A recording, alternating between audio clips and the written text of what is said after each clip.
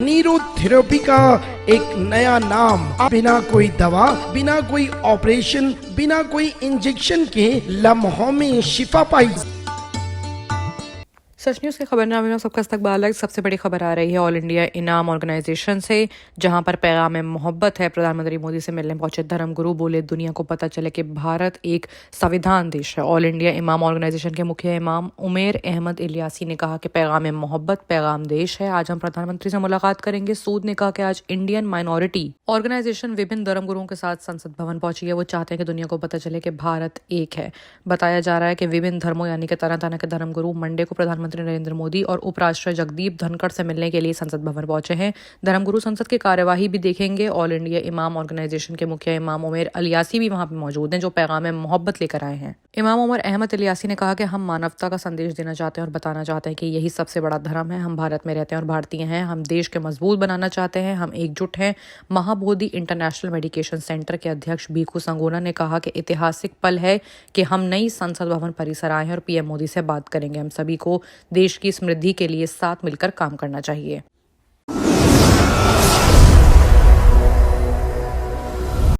वहीं अगर दूसरी बड़ी खबर की बात करें तो वो मुंबई से आ रही। नवी मुंबई से लापता 2 परिवारों की 5 लड़कियां दिल्ली में रिश्तेदारों के पास मिली हैं। सभी की उम्र 5 से 16 साल के बीच में है। 14 और 16 साल की उम्र में 2 बहनें सैटरडे की सुबह स्कूल के लिए निकली और घर नहीं लौटी। वहीं 5, 7 और 14 साल की उम्र की 3 बहनें तलोजा में अपने घर से लापता हो गई थी। मामला महाराष्ट्र में ठाणे जिले की नवी मुंबई से लापता हुए 2 परिवारों की 5 लड़कियों का आ रहा है। मंडे सुबह ये दिल्ली में पाई गई है। ये जानकारी एक पुलिस अधिकारी ने दी है। अधिकारी ने बताया है कि 14 से 16 साल की 2 बहनें और 5, 7 और 14 साल की उम्र की 3 बहनें सैटरडे की सुबह तलोजा की लकी कॉम्प्लेक्स से लगभग एक ही वक्त पर लापता हो गई थी, जिसके बाद किडनैपिंग का मामला दर्ज कर दिया गया था। तलोजा थाने के वरिष्ठ निरीक्षक अविनाश कालदात ने कहा कि 5 लड़कियों का दिल्ली में पता चला है। वहीं वहां के रिश्तेदार के आपस में सुरक्षित है। नवी मुंबई पुलिस की एक टीम उनके माता पिता के पास वापस लाने के लिए रवाना हो गई है। कालदाते ने कहा है कि इस बारे में भी पता नहीं चल पाया है कि वो दिल्ली कैसे पहुंची। उन्होंने कहा कि बच्चियों को वापस लाए जाने के बाद ही पूरा वाकया के बारे में मालूम चलेगा।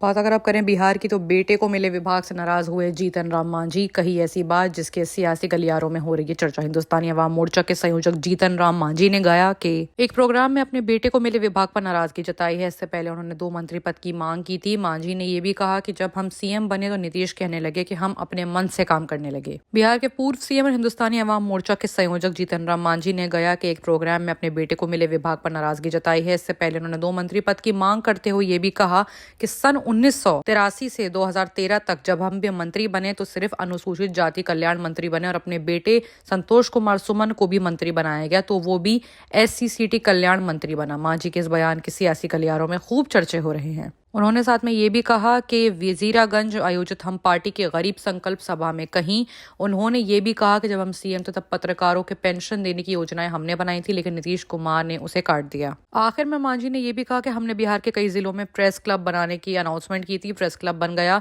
लेकिन पत्रकारों को आज तक नहीं मिला। इस मौके पर मंत्री संतोष कुमार सुमन, कोच विधायक अनिल कुमार, बाराचट्टी विधायक ज्योति देवी और सिकंदरा विधायक प्रफुल्ल मांझी सहित कई लोग मौजूद थे।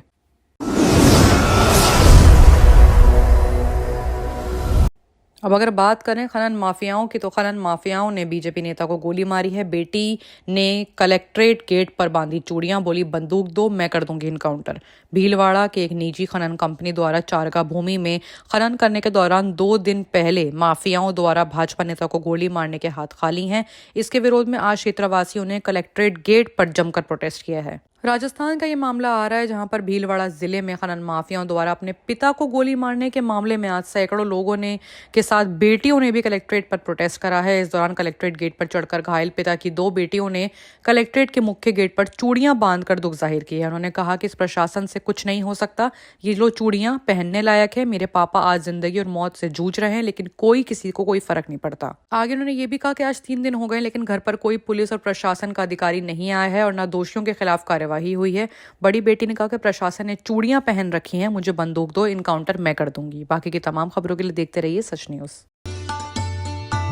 अल्हम्दुलिल्लाह, किसी भी तरह का दर्द रखने वालों के लिए खुशखबरी खुशखबरी खुशखबरी। मर्द व खवातीन, बच्चे, बड़े या फिर पुराना दर्द जैसे शोल्डर का दर्द, कमर का दर्द, घुटनों का दर्द, गर्दन का दर्द, कोहनी का दर्द या जिस्म के किसी भी हिस्से में नया और पुराना दर्द हो तो आज अभी तशरीफ लाइए। एक बार आजमाए, शर्त है। अपने तजुर्बे की बिसात पर मोहम्मद मुश्ताक साहब आज तक अल्हम्दुलिल्लाह हजारों मरीजों को शिफायाब कर चुके हैं अल्लाह के फजल से। तशरीफ लाइए। न्यूरोथेरेपी का एक नया नाम, बिना कोई दवा, बिना कोई ऑपरेशन, बिना कोई इंजेक्शन के लम्हों में शिफा पाई। मजीद तफसीलात के लिए हमारा पता है Shastripuram road, opposite HKGN furniture. Contact कीजिए 7995273604।